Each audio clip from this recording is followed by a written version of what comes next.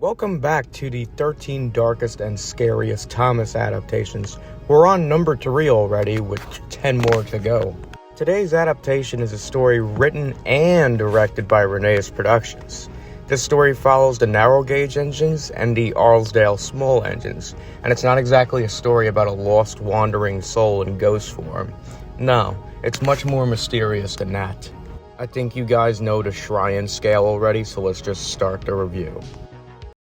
One evening, Frank was arranging some empties up at the Marthwaite zinc mine. The other engines had all finished their duties for the day, and Frank was looking forward to joining them in the shed. His driver climbed down from the cab and walked off for a smoke break, leaving Frank sitting alone. As Frank sat waiting, he thought he could hear the faint sound of an engine puffing. That's strange. I didn't think we had any evening train scheduled. We open up with a bit of mystery already. The little diesel Frank is finishing up his day of work in a zinc mine. As his driver decides to take a smoke break, Frank waits idling on a siding only to hear what sounds like an engine puffing in the distance. As he begins to leave at the junction, he notices in the distance a flash of yellow as an engine can be seen puffing back towards the quarry. Thinking it was Jock, he thinks nothing of it other than, it's strange he's out this late because Jock is not on the schedule. Now, let me talk about the atmosphere here. The sound effects of the birds tweeting and the slight subtle gusts of wind. Oh yeah, this is really good stuff. Really immerses you into the setting. Jock, what were you doing up by the mine at Marthwaite? Me? I haven't been up there all day. Why do you ask? Because I saw an engine puffing down the track to the mine. It was dark, and I didn't get a good look at him, but he was definitely yellow. Well, I've been here in the shed for a while. I finished up my last run a few hours ago. The small controller must have purchased a new engine. That? Frank returns to the sheds and questions Jock. But Jock was there at the shed all afternoon. He never did go out. Bert then speaks up about a legend, and we get the strangest backstory about a little yellow engine. The railway didn't have a lot of money at this point, so when the controller scored a favorable deal with the South American Loco Company, he took it at once.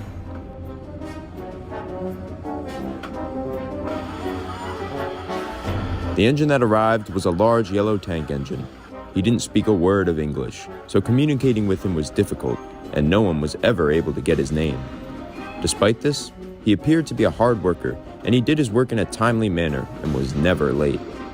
Those who worked closest to him began to notice some strange behavior and realized that maybe all wasn't right with this engine. He'd frequently mutter in his language under his breath. Though no one could understand what he was saying, it appeared to be a chant of some sort. He was quiet about it, but some still noticed. But perhaps even stranger was his nightly behavior. It said that some nights, the engine would leave his shed for an unexplained reason, chanting in his odd tongue.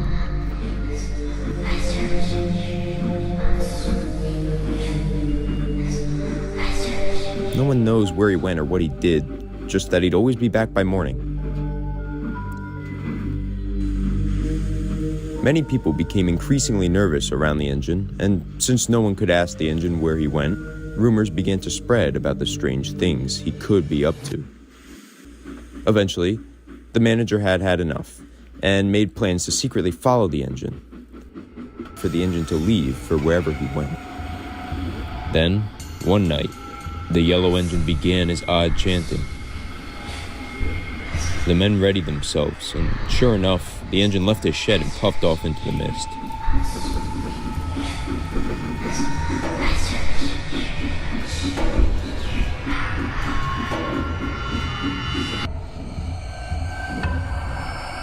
Duke followed a few minutes later, racing through the fog and attempting to catch up with the engine.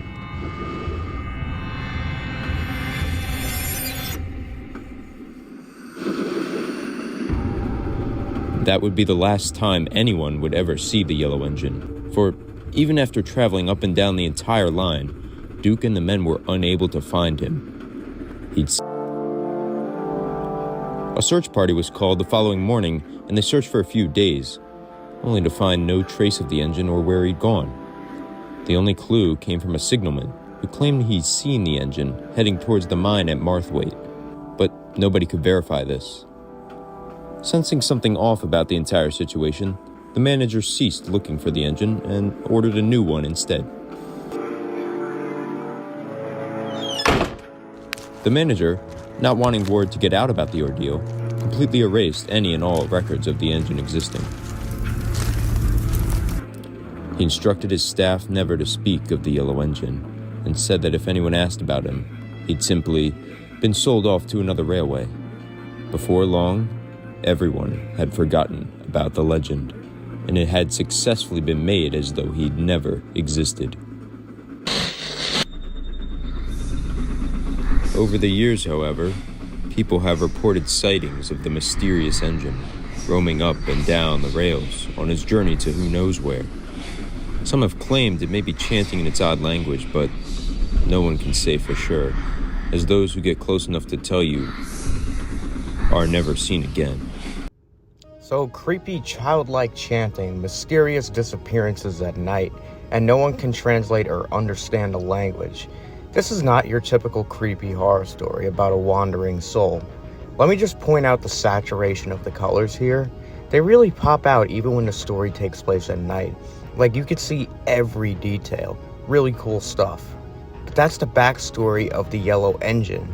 But what you aren't prepared for in this situation when we get towards the end of this video is this major plot point and cliffhanging twist. So, spoilers here.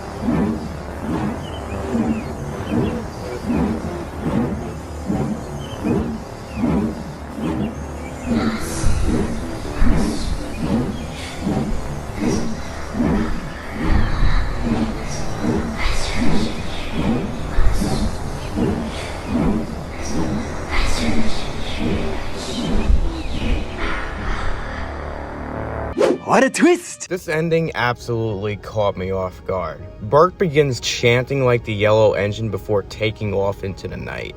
Now this leaves us as the viewer guessing. Maybe Bert is being possessed by the yellow engine's spirit when he spoke of the story. Or maybe he's a part of this weird cult that the yellow engine is a part of. There's no solid answer. It just leaves you hanging and just ends it right there. So it's up to you to really come to your own conclusions here. This was such an engaging and interesting story, and it definitely fits the spooky aspect and vibes. But it's not about the undead or a lost spirit, which makes it pretty unique out of a lot of other adaptations. So, where exactly does it stand in the Shrine scale? Well, let's start with cinematography. The cinematography and world building is absolutely masterclass here. And I, with my terrible vision, could see every single little detail in the shots. And the colors are perfectly saturated to stand out even in the night sequences. A definitive 10 here. Voice acting. The voice actors here really complement each other with different accents and tones. Well, that's quite the story, Bert. Though it sounds as though it's based more in folklore than reality. Agreed. You probably just saw a yellow car or something, Frank. So, where'd you hear this story, Bert? Oh, I don't know. It was a long time ago. Probably from some tourists or something. Now, this isn't a story about individual personalities, but an ensemble cast with unique quirks to their character. I especially love the voice for Bert, which is provided by Ryan Rockets. It's a deeper, textured, mature-sounding voice with a childlike nuance of uncertainty. So I'm definitely giving it a 10 just for the ensemble cast of voice actors putting their role into it. Now the narration. The narration is kind of off-putting, because with such an ensemble cast of voice actors, there's barely any narration in it. It's only in the beginning. Frank was arranging some empties up at the Marthwaite zinc mine. The other engines had all finished their duties for the day, and Frank was looking forward to joining them in the shed.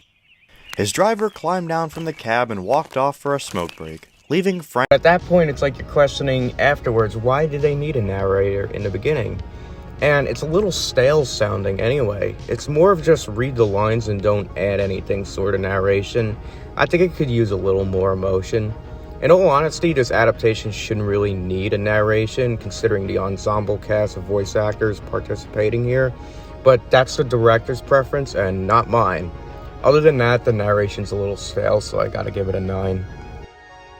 The characters and sound effects are used to their best strengths. The sound effects of the setting are very immersive, and the characters feel real here. Not a moment too soon. Frank muttered as he pulled away, feeling a bit uneasy about the whole situation.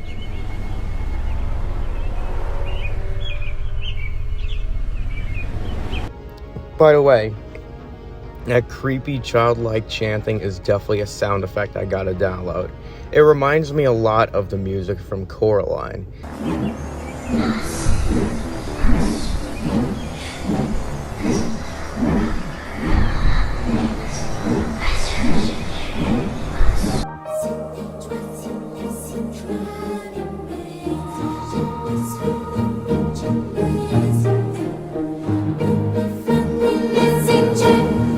It's amazing how a single sound effect can contribute so much to a single story.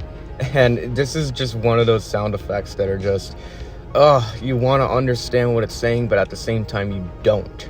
It's creepy sounding. So for characters and sound effects, definitely a 10. Finally, we have the music. The music selection here is always a placeholder to enhance the emotional experience of what's taking place before your eyes. The music isn't overbearing over the dialogue, and it's used very smartly.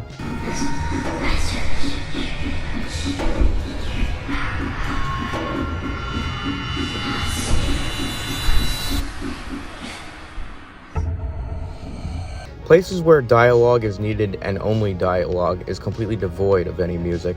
But when music is used, it conveys the mysteriousness of it really well.